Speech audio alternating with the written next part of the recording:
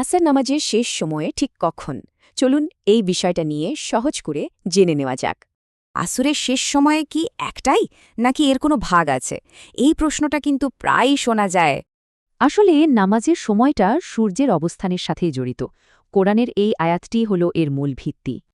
আচ্ছা, শেষ সময়টা বোঝার জন্য আগে তো শুরুটা জানতে হবে, তাই না? আসরের শুরু হয় ঠিক তখন। কিন্তু মজার ব্যাপার হল এর শেষ সময়টা কোনো একটা নির্দিষ্ট মুহূর্ত নয়, বরং এর দুটো পর্যায় আছে।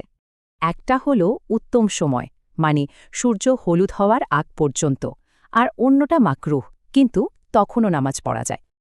এই টাইমলাইনটা দেখলে বিষয়টা আরও পরিষ্কার হবে। দেখুন, শুরু থেকে সূর্যাস্ত পর্যন্ত পুরো সময়টা।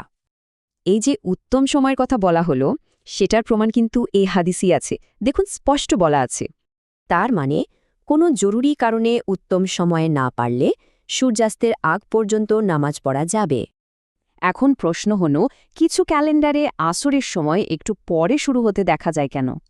এর কারণটা হলো মাঝহাবের ভিন্নতা।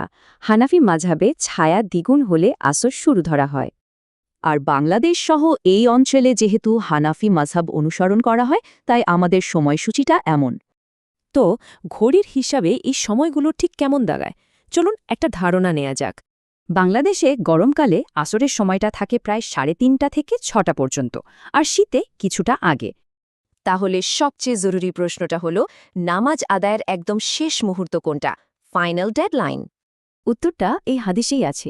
সূর্যাস্তের আগে অন্তত 1 রাকাত নামাজ পেলেও আসর আদায় হয়ে যাবে। তার মানে সূর্যাস্তের আগ পর্যন্ত নামাজ পড়া যায়, কিন্তু বিনা কারণে দেরি করাটা ঠিক না। নামাজের সময় ঠিক রাখতে পারাটা আসলেই একটা বড় ব্যাপার। এটা নিয়ে আরও ভাবা যেতে পারে, তাই না?